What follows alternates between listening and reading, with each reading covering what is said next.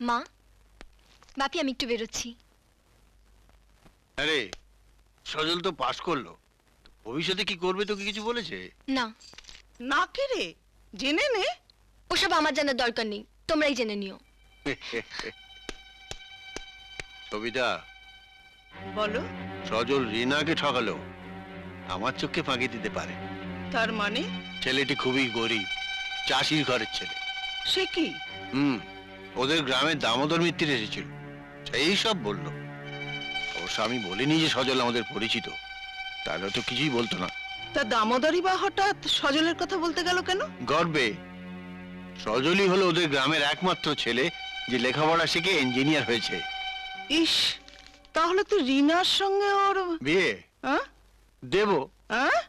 হ্যাঁ দেব। সজল আমার টাকা পয়সা দেখে মিথ্যে বড়লোক সাজ দেখিয়েছিল, এখন আমার জালেই জড়িয়ে পড়েছে।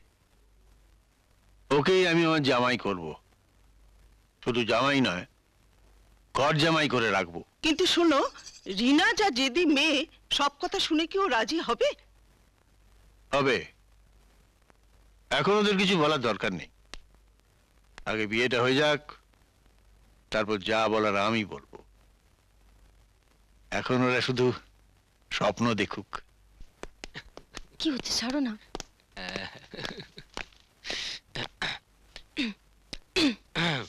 এসো সজল, বসো, তোমার সঙ্গে আমার কিছু কথা আছে। আমি ভেতরে যাচ্ছি, তোমরা প্রাইভেট কথা সেরে নাও।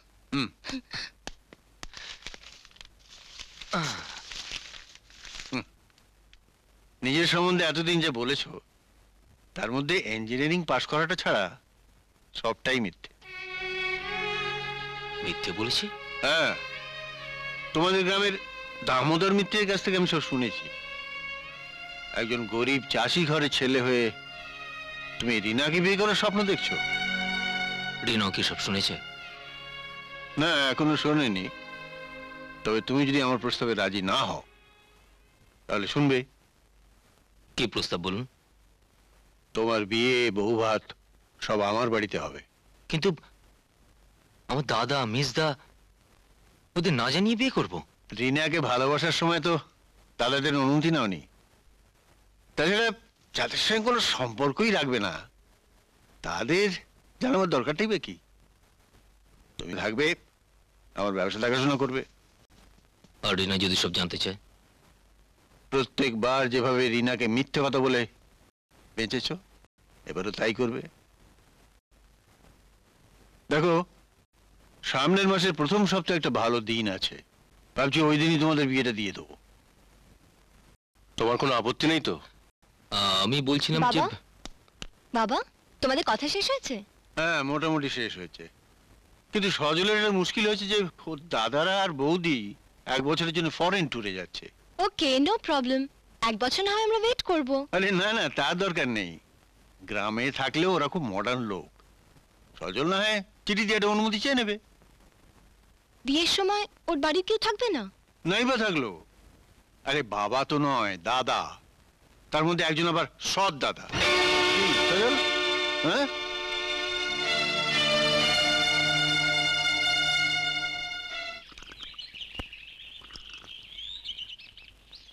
আসবো হুজুর? আরে এসো এসো, তোমার ছোট ভাই তো গায়ের সম্মান একবারে বাড়িয়ে দিয়েছে। এখন আর আমাকে হুজুর বলা কেন? ডেকে পাঠিয়েছিলেন, মানে সজল তো এবার যাও একটা রোজগারপাতি করবে, আপনার টাকাটা আমি। আরে না না, টাকার তাগাদা করতে আমি ডেকে পাঠাইনি। বসো বসো বসো। ও টাকাটা তোমাকে আর দিতে হবে না, তার বদলে আমি অন্য কিছু চাইবো। বলুন কি চাই? পিতৃপুরুষে ভিটে ছাড়া যা চাইবেন আমার সাধ্যে কুলোলে আমি নিশ্চয়ই দেব। অমল, তোমার সাধ্যের মধ্যে যা আছে আমি তাই চাই। বলুন কি চাই? আমার মেয়ে রাধাকে তোমার ভাইয়ের বউ করে নিয়ে যাও। এ তো আমার ভাগ্য হুজুর। হুজুর নয়, হুজুর নয়, আমি কন্যা দায়গ্রস্ত এক বাবা। কিন্তু কমল কি রাধার উপযুক্ত হবে? কমল নয়, কমল নয়, আমি সজল হিরেটির কথা বলছি। সজলের সঙ্গে আমি আমার মেয়ে রাধার বিয়ে দিতে চাই। ঠিক আছে, এ তো খুশির কথা, আমি রাজি।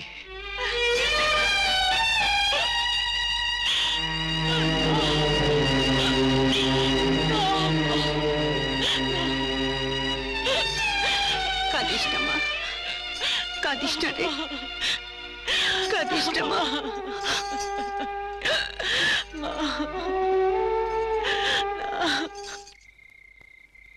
বুঝতে পারছি না হঠাৎ দামোদর মিত্র দাদাকে এভাবে ডেকে পাঠালো কেন? কেন আবার? হয়তো সজল পাশ করেছে শুনে তেনা শোধ করার তাগাদা করবেন। বাপ রে বাপ, আরে আমি তো কোনো চিন্তাই করতে পারিনি। আহা, কি হয়েছে বলবে তো। সজল সজল বুঝলে, হুম। আমার ছোট ভাইটির জন্য দামোদর মিত্তিরও মাথা হেড করে ফেলেছে। কি বলেছেটা কি? জামাই করবে রে, জামাই। রাধার সঙ্গে সজলের বিয়ে দেবে, আর ওই নারায়ণীর বিয়ের সময় যে টাকাটা ধার করেছিলাম সেটা মুকুব। তুমি কি বললে? এরপর মানুষ কি বলে, আমি আমি এক কথা রাজি।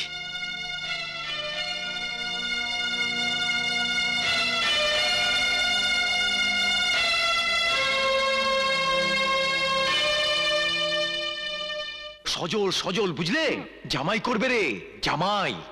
রাধার সঙ্গে সজলের বিয়ে দেবে, আর ওই নারায়ণীর বিয়ের সময় যে টাকাটা ধার করেছিলাম সেটা মুকুব।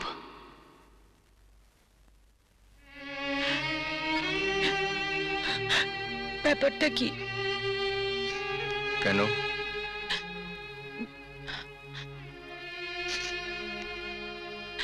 দুদিন হলো তোমার কোনো দেখা নেই।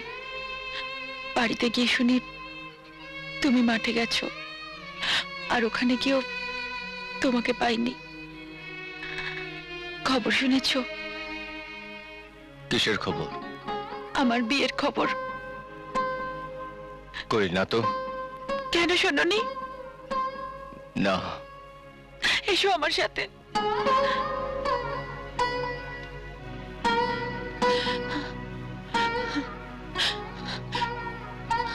ঠাকুরের সামনে দাঁড়িয়ে মিথ্যে কথা বলতে নেই। এবার বলো, কার সঙ্গে আমার বিয়ে হচ্ছে তুমি সত্যি জানো না? জানি। রাধা, আমার চেয়ে সজল অনেক ভালো ছিল। তাতে আমার কি? আমি তো তোমায় ভালোবাসি। বেশ তো, আমার ভালোবাসাটা আমি সজলকে দিয়ে দিলাম। কি বললে? এত বড় কথা তুমি বলতে পারলে? ঠাকুরের সামনে দাঁড়িয়ে এই কথা বলতে তোমার হিটকু বাঁধলো না?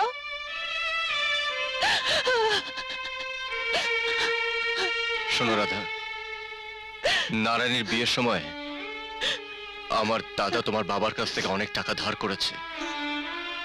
সজলের সঙ্গে তোমার বিয়ে হলে সে ধার শোধ হয়ে যাবে। শোনো লক্ষ্মীটি, দাদা আমাদের জন্য অনেক ত্যাগ করেছে। তার ভাই হয়ে আমি... এই ত্যাগের মূল্য কি আমাদের দিতে হবে? না, কিছুতেই না।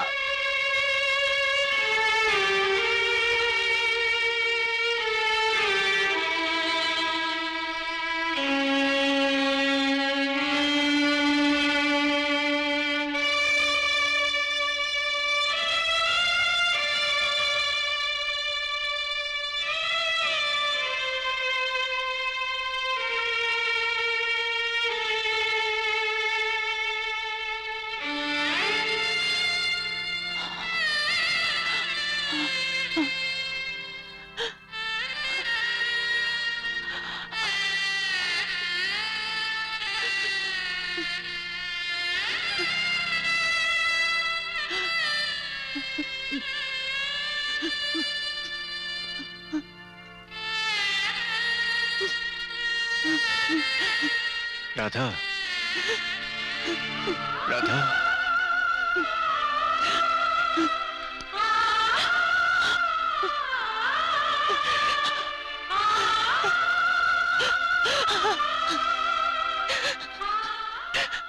দেবতাকে সাক্ষী রেখে তুমি আমার মাথায় সিঁদুর পরিয়ে দিয়েছ। আমি আমি আর কারো নই গো।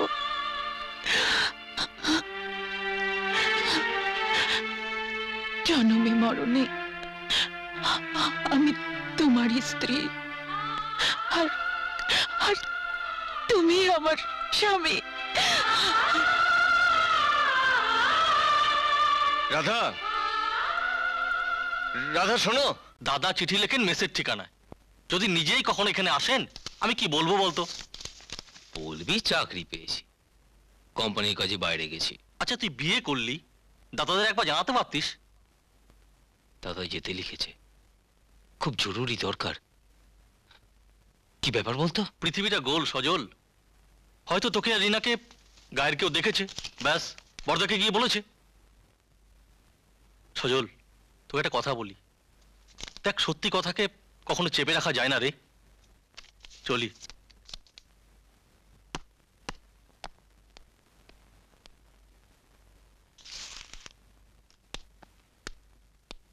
হঠাৎ মানব এসেছিল কেন? ওই দাদা লোক পাঠিয়েছিল, একবার দেশে যেতে হবে, ওই স্টেটে কোনো প্রবলেম হয়েছে হয়তো। আমিও তোমার সঙ্গে যাব। না না, আমি তোমাকে পরে নিয়ে যাব। কেন? দেশের বাড়িতে কি আর থাকা হবে? হয়তো সারাদিন দাদা মেজদার সাথে ঘুরেই বেড়াতে হবে। তুমি বড় একা ফিল করবে, তার থেকে বেশ একটা লম্বা ছুটি পাবো, তখন তোমাকে নিয়ে যাব। আচ্ছা। এ কি সজল, তুমি অফিসে যাবে না? না বাবা, ও দাদা ডেকে পাঠিয়েছেন।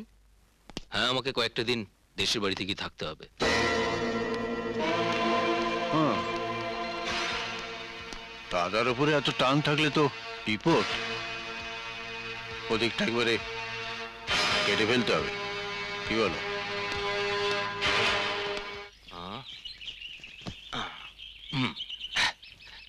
এটা তোমার পছন্দ হয়েছে তো? খুব পছন্দ হয়েছে। সারা জীবন তো আমাদের জন্যই করলে, এবার একটু তোমার জন্য করি। এ না কল্যাণী, কি বলছে শুনছো? সেই সেই এতটুকু সজল আমার জন্য ধুতি আর চাদর নিয়ে এসছে। আমার কষ্টের ভাল লাঘব করছে। বাহ বাহ, শুধু দাদার বৌদি, হ্যাঁ, মেজদা কেউ নয়। না রে মেজদা, তোকে সাহেব বানাবো। এই শার্ট আর প্যান্ট পরে তুই একদম সাহেব হয়ে যাবি। সজল, তুই এত টাকা খরচ করেছিস, কিন্তু পরে চাকরি পেয়েছি, বিরাট বড় কোম্পানি, মাসে 15,000 টাকা মাইনে। হ্যাঁ, 15,000 টাকা মাইনে এক মাসে? হ্যাঁ রে, তার উপর আবার থাকা খাওয়া ফ্রি। খুব ভালো হলো, এবার রাধার সঙ্গে তোমার বিয়েটা দিয়ে তোমার সংসারই করে দেবো। রাধার সঙ্গে বিয়ে? তোমরা রাজি হয়ে গেছো? হব না বলিস কি? তাছাড়া রাধার মতন মেয়ে এ গায়ে কটা আছে বল? হ্যাঁ, শোন, কালকে আমার সঙ্গে যাবি, দিনক্ষণ দেখে বিয়ে করে তারপর চাকরি করতে যাবি।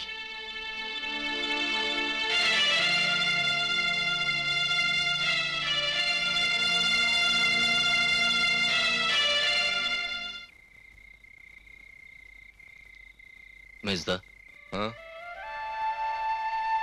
ও আয় আয় আয় আয়, বস। তোর সঙ্গে কয়েকটা জরুরি কথা সেরে নি। রাধার সঙ্গে তোর বিয়ের ব্যাপারে। রাধাকে আমি বিয়ে করতে পারবো না মেজদা। সে কি? কেন?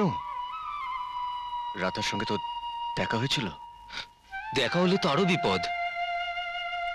আসলে আমি তোদের না জানিয়ে রিনাকে বিয়ে করেছি। রিনা? সে কে? বিজয় বোসের মেয়ে, বিরাট ব্যবসা, ওদের কোম্পানিতেই আমি চাকরি করি, হয়তো ভবিষ্যতে মালিকও হব। কাজটা তুই ভালো করিসনি সজল, দাদা শুনলে কষ্ট পাবে।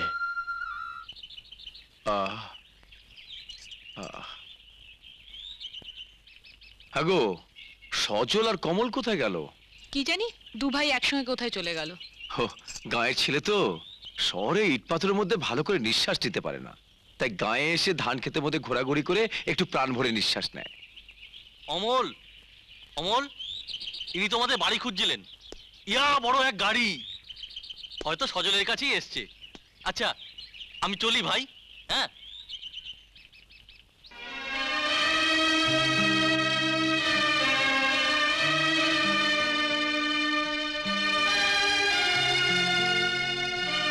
সজলের কাছে এসছেন নিশ্চয়ই, এসে পড়বে। একটু বসুন।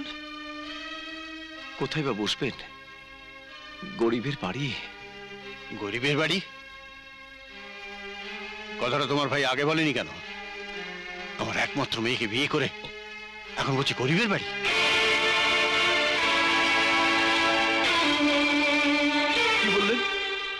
সজল সজল বিয়ে করেছে?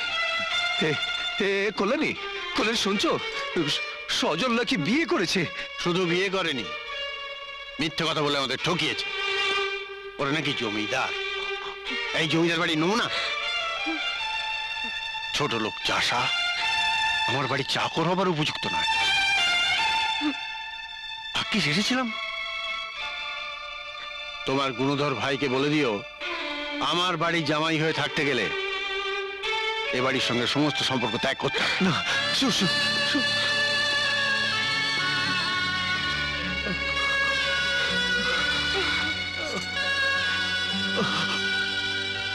কল্যাণী, সজল দামোদর মিত্রের কাছে আমাকে মিথ্যেবাদী করে দিল। আমি আমি মুখ দেখাবো কি করে? হ্যাঁ, কি করে? দাঁড়া, এক কাজ করি। কি ব্যাপারটা আগে বৌদিকে বলি, দেখি বৌদি যদি দাদাকে ঠান্ডা করতে পারে। কিন্তু মেজদা, মেজদা, দাদা যদি রেগে যায়? আরে ধুর, প্রথমে মাথা গরম করলোই বা। আরে আমাদের দাদা শিব শিব, এই গরম এই ঠান্ডা। চল চল চল, দেখি দেখি। কি করছো কি? তোমার কি মাথা খারাপ হয়ে গেছে? মাথা খারাপ হয়ে গেলে বেঁচে যেতাম কল্যাণী। আমার মাথাটা হেড করে দিয়েছে সজল। এসব দেখছো তো? ঘুষ, আমাকে ঘুষ দিতে এসছে, ঘুষ। দাদা, এই জন্য এত কষ্ট করে লেখাপড়া শিখেছিলাম, বড় লোকের জামাই হই বলে। যা, বেরিয়ে যা, বেরিয়ে যা বাড়ি থেকে, বেরিয়ে যা। দাদা, ও তোমার ছোট ভাই। ও যদি কোনো ভুল করে থাকে ওকে ক্ষমা করে দাও। তুমি তো দাদা, ও তো তোমার ছোট ভাই দাদা। বিশ্বাস করো দাদা, তুমি রিনাকে দেখলে? করেছি, রিনার বাবাকে দেখে সব বিশ্বাস করেছি। রিনার বাবা? হ্যাঁ, এখানে এসেছিলেন। আমরা নাকি ওদের বাড়ির চাকর আবার উপযুক্ত নই। তুমি একমাত্র লেখাপড়া শিখে ভদ্রলোক হয়েছো, সবাইকে মিথ্যে কথা বলেছো। দাদা, তুমি আমার সব কথা শুনছো না দাদা? আমি আর কিছু শুনতে চাই না।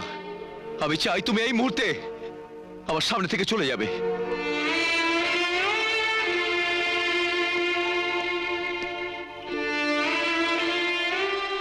তুমি বা এখানে দাঁড়িয়ে রইলে কেন? যাও, নতুন করে আমাকে যন্ত্রণা দিতে এখানে পড়ে থাকতে হবে না। ছোট ভাইয়ের সঙ্গে চলে যাও, রাজার আলে থাকবে, রাজার আলে। আরে সৎ ভাই তো আমি, আমার মান সম্মান নিয়ে তোদেরকে ভাবতে হবে না, তোদেরকে ভাবতে হবে না।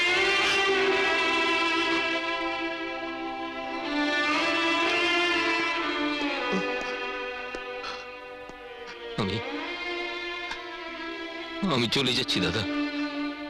কে দাদা? আমি কারো দাদা নই। আজ থেকে সজল বলে আমার কেউ নেই। যে ছিল মারা গেছে, মারা গেছে।